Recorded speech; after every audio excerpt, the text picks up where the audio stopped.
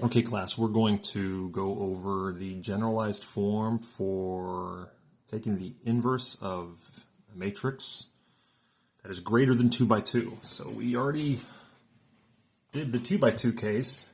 If you remember, it was just, for some matrix A, it was 1 over the determinant of A times, let's see, if we had, it was D A, and then negative B, negative C, I think, for some matrix A, B, C, D. Right? So this shortcut here worked for a 2 by 2 case, but for a 3 by 3 case, we got to do things a little bit more complex. So begin by considering some other matrix, B, which is going to have a relationship to matrix A inverse, but consider matrix B, where B, see if I can get closer here, is similar as before. It's 1 over the determinant of A, right? But then it's a matrix of all those cofactors, right? So this would be cofactor Cn comma 1 all the way out. And if we can come up with such a matrix like this, then A inverse, all right, is actually defined as this matrix B, its transpose. Okay? So once we do all this, we transpose B, which again means this row here becomes that column. And this row here becomes the second column, right? Or, in other words, the first column becomes the first row, the second column becomes the second row, etc., etc. Right? And don't forget what the definition of the cofactor is. A cofactor, Ci, comma j, is the signed minor. So it's negative 1 to the I plus j times the minor in row I, j. What's the minor? It's the determinant of what's left over after you eliminate row I and column j. Okay? All right, so what better way to figure this all out but by taking a test drive? So let's start off with the same matrix I defined in my notes here, and that is matrix A is equal to 2, 4, 5, 0, 3, 0, 1, 0, 1. Okay? Okay, so the first thing we need is the determinant. All right, so again, what I told you before is you want to be on the lookout for any rows or columns that have a lot of zeros in them, because that makes life easy. Because when you expand across that row, it's less operations you got to do.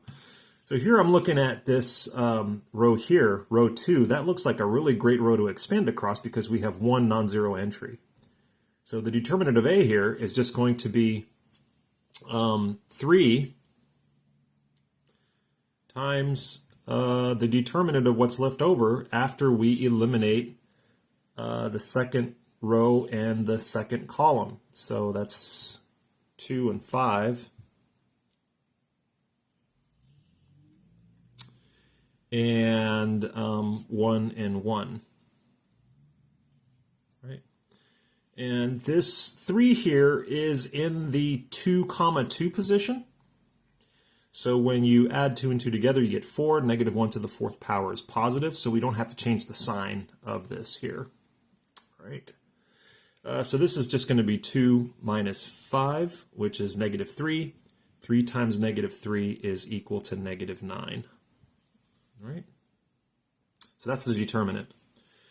Okay, so we're one step closer. We just need to do all the cofactors now. Okay, so let's do that. All right, so let's look at the first cofactor. So it's going to be, we're going to get rid of the first column and the first row. And what we get is this 3 minus 0. And that's just 3. And this is 1, comma 1, so it's going to be positive. So we don't need to change the sign of that. So we have a 3 there. Now let's move on to this row here. This entry here, the 2, comma 1 entry. So that would be a negative because 2 plus 1 is equal to 3, and negative 1 to the third power is negative 1. So we're going to get rid of that first row, second column, and you see that it's going to be 0 anyways. So 0 times 1, 0. 0 times 1 is 0. 0 minus 0 is just 0. And then proceeding to the third entry, get rid of that row, get rid of that column, and we have 0 minus 3. And that just becomes a negative 3. All right, let's continue on. And so we're going to get rid of this first column here and the second row. And we have 4 times 1 is 4, minus 5 times 0 is 0. So 4 minus 5 is 4. I'm sorry, 4 minus 0 is 4. But we're going to be in the negative position here. So this is going to be negative 4. And then in the middle, we get rid of the second row, second column. It's 2 minus 5. That is, so 2 minus 5 is negative 3. And this is the 2, 2, so that's going to be a positive. So we have negative 3 there. We don't change the sign. So here, let's get rid of this row here and this, this column and this row. And we have 2 times 0 is 0, minus 4 times 1 is 4. So 0 minus 4 is negative 4. We are in the 2, comma 3 position, though. So that's a 5. Negative 1 to the 5th power is still negative 1. So we have to multiply that by a negative. So negative 4 times a negative becomes positive 4. And let's get rid of this row, this column here and this row here. And we've got 4 times 0 is 0, minus 5 times 3 is negative 15. So we have negative 15 as the minor here. What's the sign of that? So this is going to be 3, comma 1. That's the third row, first column. So 3 plus 1 is 4, so negative 1 to the 4th power is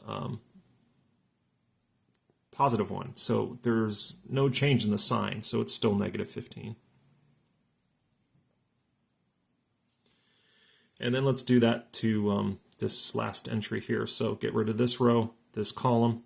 We have 0 minus 0 is just 0.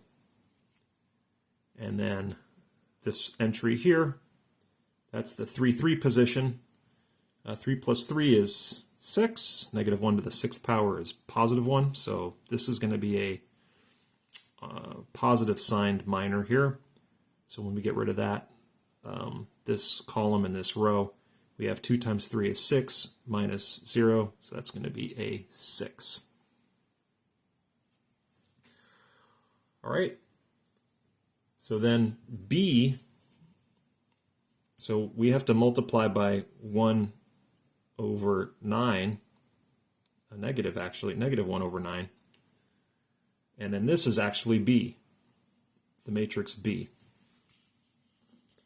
And now we need to do B transpose. So A inverse is equal to B transpose, which is going to be negative 1 over 9 times the transpose of this matrix here. So this first column becomes the first row. So it's going to be 3, negative 4, negative 15, 0, negative 3, 0, and then 3, negative 3, 4, and 6. All right. And can we be sure that that's the negative? Well, as always, curiosity kills the cat, right? Let's multiply by the original matrix and see what we get. I'll do this in a different color so as to separate it. So our matrix was 2, 4, 5, 0, 3, 0, 1, 0, 1. And let's just multiply this out and see what we get. So 3 plus 2 is 6. I'm sorry, 3 times 2 is 6 plus 0 minus 15. So 6 minus 15 is negative 9. All right, let's do the second, first row, second column. So 3 times 4 is 12, minus 12, that's 0, plus 0, that's going to be 0. And then 3 times 5 is 15, minus 0, minus 15. So 15 minus 15 is 0.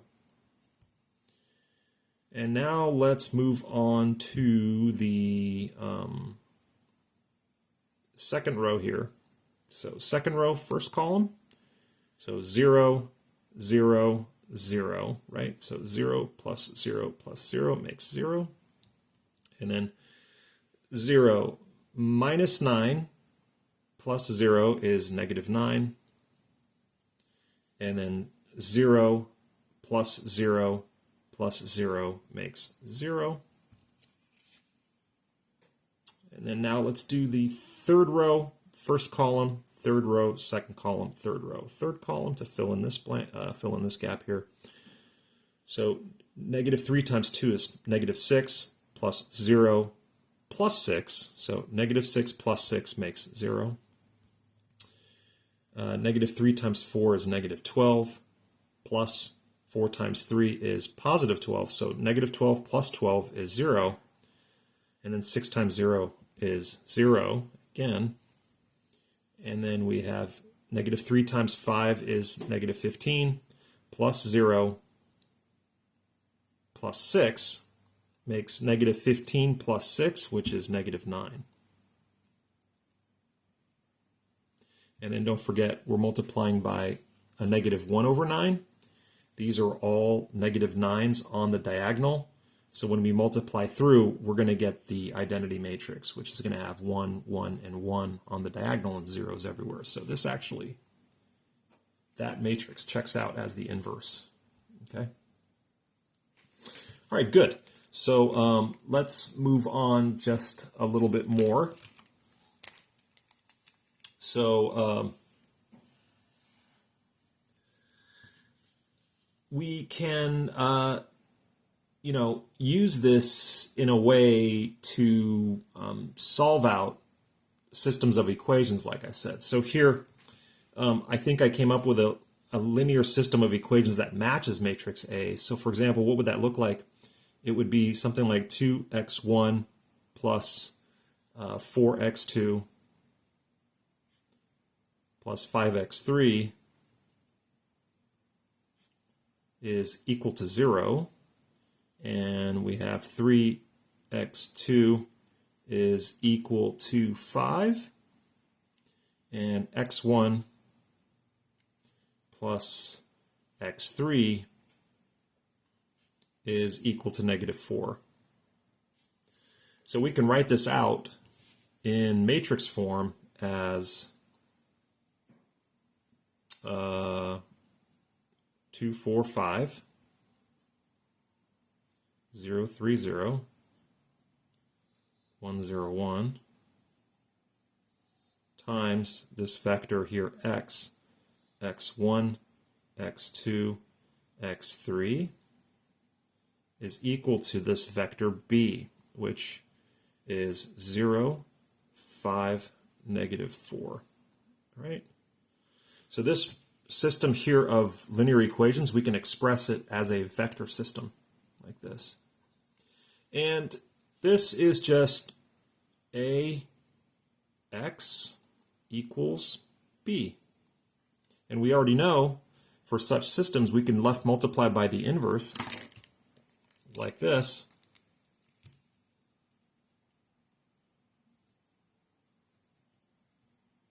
And then we get x is equal to a inverse times b. So this is what we want. We want to know what is x equal to. All right. what do these values have to be equal to so that when I multiply this system out, I get 0, 5, negative 4? We already have the inverse. It's right over here. So let's go ahead and just use this formula. All right, so then x, the answer, the solution to our vector x is just going to be negative 1 over 9 times our resultant B transpose, which is 3, negative 4, negative 15, 0, negative 3, 0, and then negative 3, 4, and 6 times our vector B, which is 0, 5, negative 4. And we can leave our answer as that, or we can try to, if we want, we can try to solve this out. That's negative 1/9 times, so let's put in each entry here. So that's 3 times 0 is 0. Negative 4 times 5 is negative 20. And then 15 times 4, so that's going to be 60, I believe. So, all right, so then we have, let me double check this in my head. So negative 4 times 5 is negative 20. So negative 20 plus 60 is 40. So we're going to have a 40 here. And then 0 minus 15 plus 0, that's just going to be negative 15. And then 0 plus 20, so 4 times 5 is 20, minus 24. So 20 minus 24 is negative 4. So x1 is going to be equal to negative 40 over 9. x2 is going to be equal to 15 over 9, or 5/3. And then x3 is going to be 4/9. And that's our answer right there, without using a single bit of algebra on this linear system here. Right, we can kind of see right off the bat x2 checks out because we're given this expression here. We know 3x2 is equal to 5, therefore x2 is equal to 5 over 3, and that's what we got right over here. So this actually checks out pretty good.